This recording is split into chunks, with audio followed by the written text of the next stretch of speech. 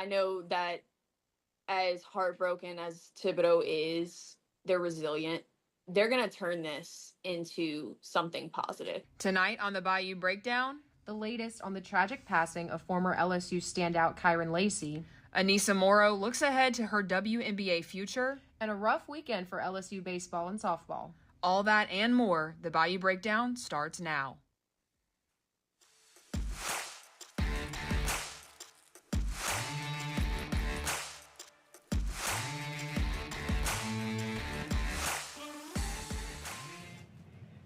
Welcome to the Bayou Breakdown. I'm Madeline Frentress. And I'm Olivia Girardi. We open our broadcast tonight with the latest on the tragic passing of former LSU wide receiver Kyren Lacy. Former LSU wide receiver Kyren Lacy has passed away at 24.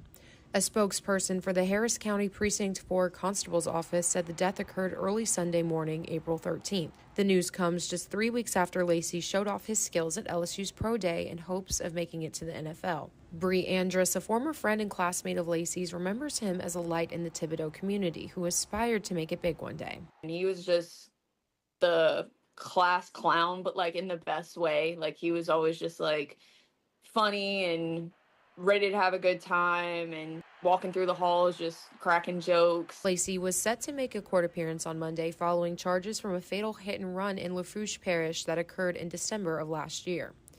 Lacy's lawyer issued an official statement saying, quote, Kyren was a young man with immense promise, and he was crushed under the weight of an irresponsible and prejudiced process. There was never a presumption of innocence, which was exemplified by the NFL pulling his draft card over mere accusations without affording him the slightest chance to defend himself.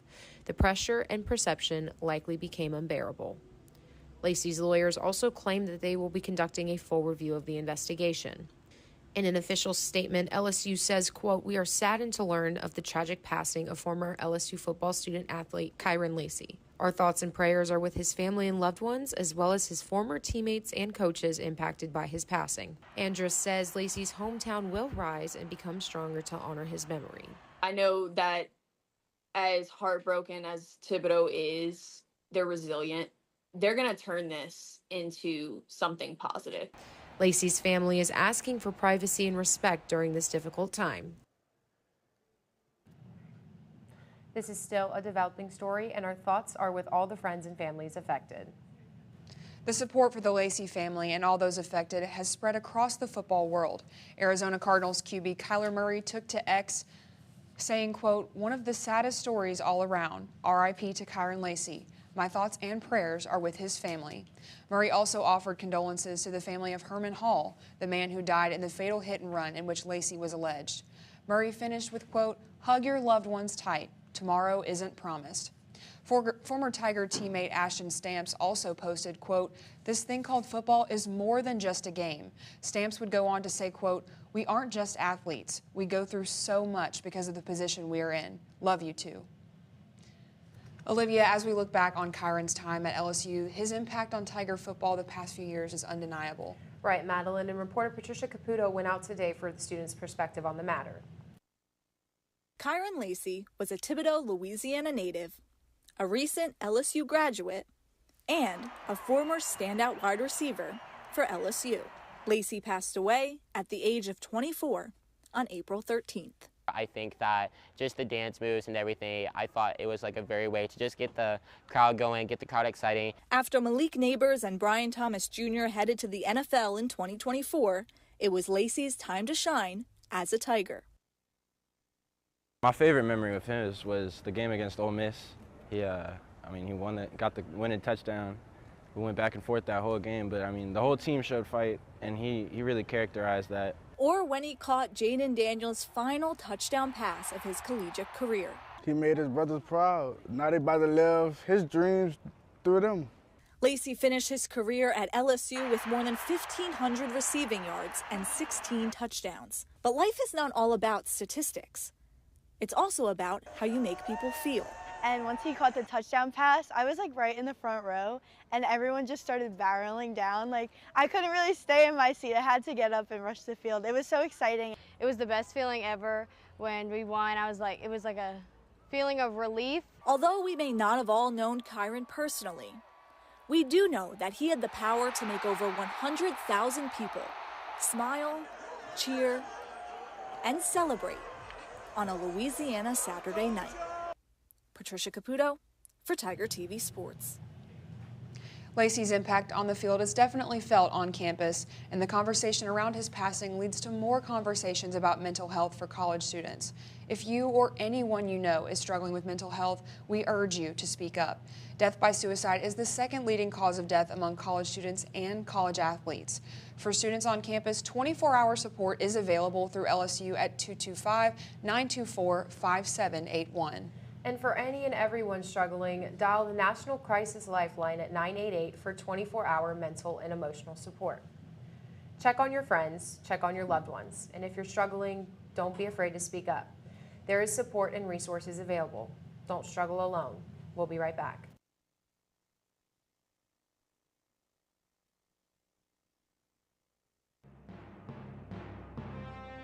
The Purple Room is back.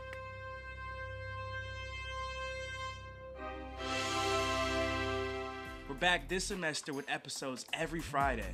And we're talking the latest on everything LSU sports, news, lifestyle, and more. And we're bringing you some exclusive interviews with top-tier guests. The Purple Room Podcast. Tune in every Friday wherever you get your podcasts. How do you know when you've made the right decision? It's the feeling you get in your gut. The one that tells you what's right or wrong. It's the one that says, sure, I can have a drink. Or the feeling that says, okay, I've been drinking. Now what? It's the voice inside you that says, I'm buzzed. Better leave the car when it's time to go. Plan ahead. Catch a sober ride. Buzz driving is drunk driving. I'm an ex-drug dealer, and I'll be your sub today.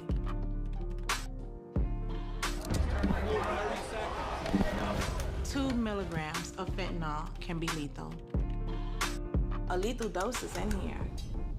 Who gets it, I won't know. It's cheap, it's potent, and it's profitable. The sad reality is, fentanyl is being mixed into everything now. More kitchen now.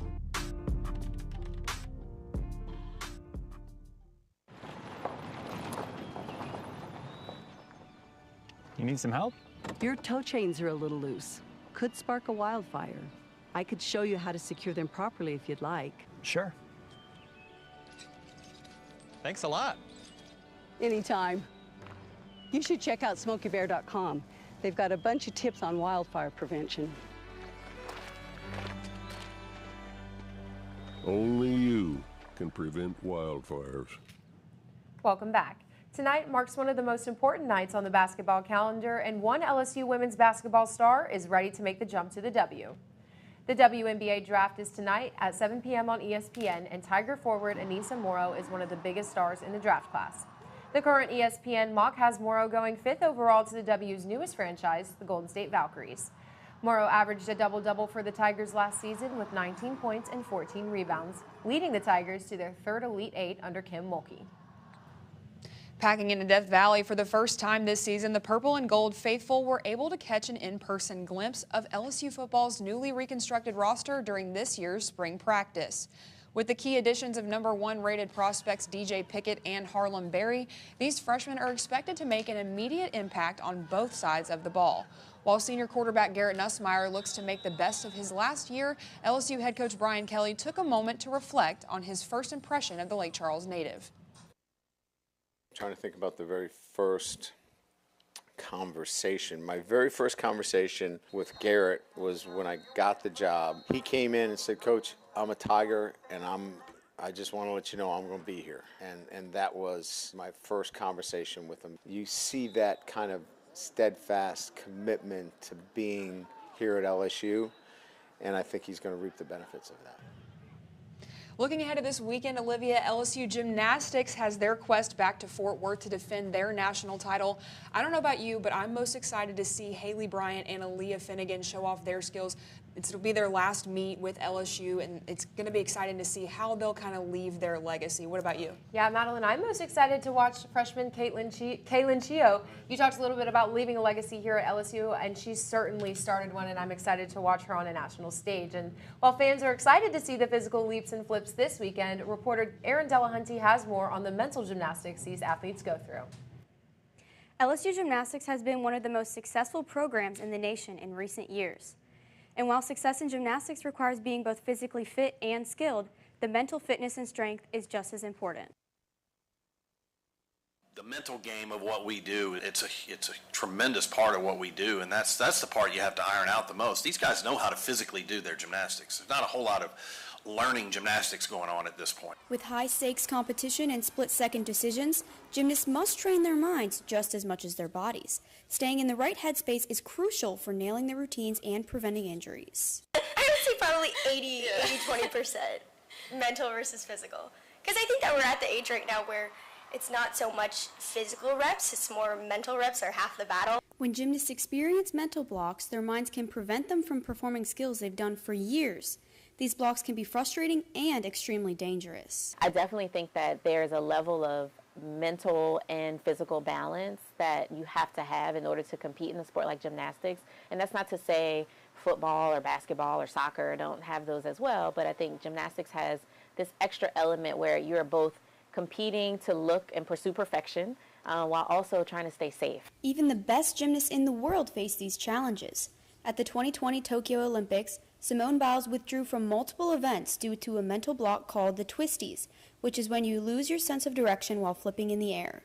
When people like Simone come out and tell folks like, hey, this is what's happening, it's also giving us an opportunity to learn something about gymnastics that we wouldn't have known. Simone raised awareness for mental health in gymnastics, but the question is, what can gymnasts do to manage their mental health? The more you can find ways to make sure that your self-talk is positive, your physical health and well-being, the sleeping, the eating, the breathing is in alignment. If you can get those things kind of in a row, it's really easy, I think, to get either out of a funk or to not have that anxiety kind of creep up on you. It's important for gymnasts to find a balance between mental and physical strength and keep them flipping towards their goals. Specifically for LSU, that goal is to keep their crown and win back-to-back national titles. Back to the desk. Thanks, Erin. From the mat to the links, after the break, reporter Santiago Rodriguez joins us in the studio to recap the biggest weekend on the golf calendar. You won't want to miss it.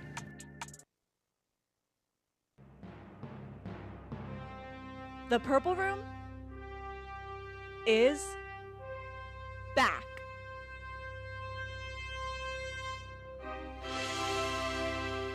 We're back this semester with episodes every Friday.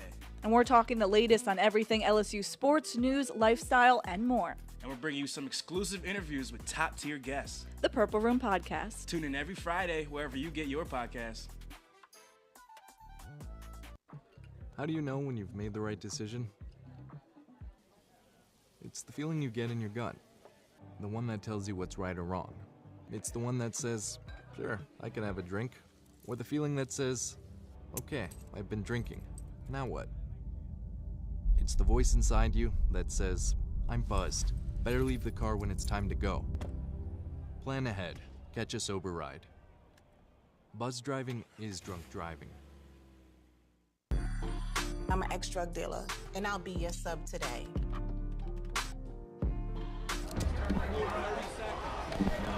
2 milligrams of fentanyl can be lethal. A lethal dose is in here. Who gets it, I won't know. It's cheap, it's potent, and it's profitable. The sad reality is, fentanyl is being mixed into everything now. More kids should know.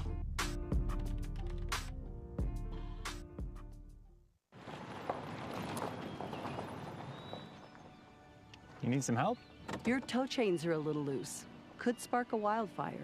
I could show you how to secure them properly if you'd like. Sure. Thanks a lot. Anytime. You should check out SmokeyBear.com. They've got a bunch of tips on wildfire prevention. Only you can prevent wildfires. Welcome back to the Bayou Breakdown. I'm Santiago Rodriguez. Let's get right into the action at Augusta National for the biggest golf tournament in the world, the Masters. Rory McIlroy, one round away from history. Rory would double bogey the first hole, then he would birdie the third, put himself on lead. Justin Rose put himself into contention, 3 shots away from McIlroy. Then McIlroy would birdie the 9th and the 10th. Great performance from McIlroy in the first 9. Then Rory at the 13th, amen corner approach. He misses it, goes directly into the water. He's disappointed. Justin Rose makes his birdie, ties the lead in the tournament. Great play from Rose as well. Rory McIlroy puts it 1 inch away for par, then bogeys the hole. Then hardest shot of the day, he would make this great shot, great approach to put himself for birdie, regain the lead.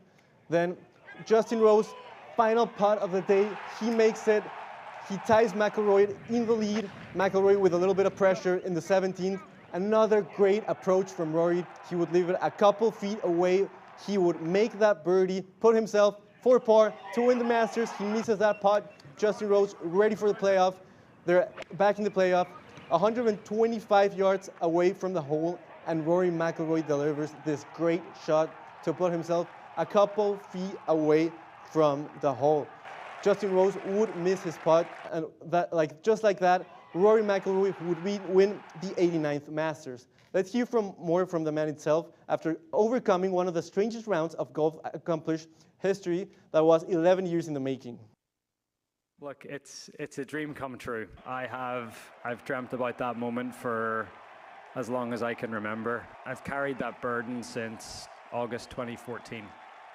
It's been 11 years. We saw a part of history today. Someone won the career Grand Slam. I mean, it's a momentous day in the game of golf.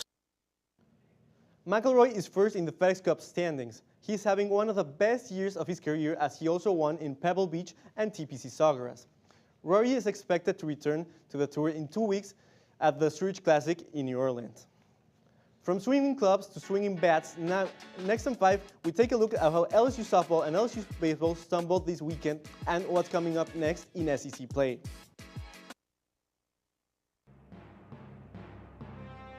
The Purple Room is back.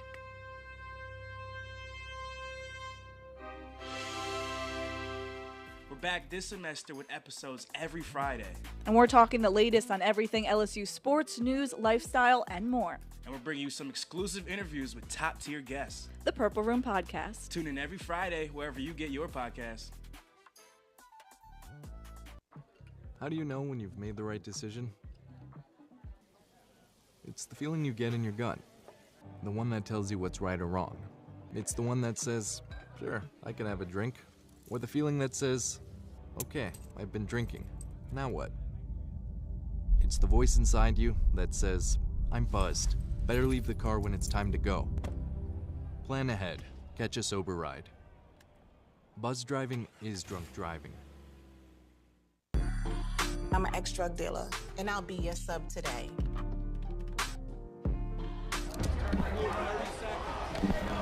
Two milligrams of fentanyl can be lethal. A lethal dose is in here. Who gets it, I won't know. It's cheap, it's potent, and it's profitable. The sad reality is, fentanyl is being mixed into everything now. More kids should know.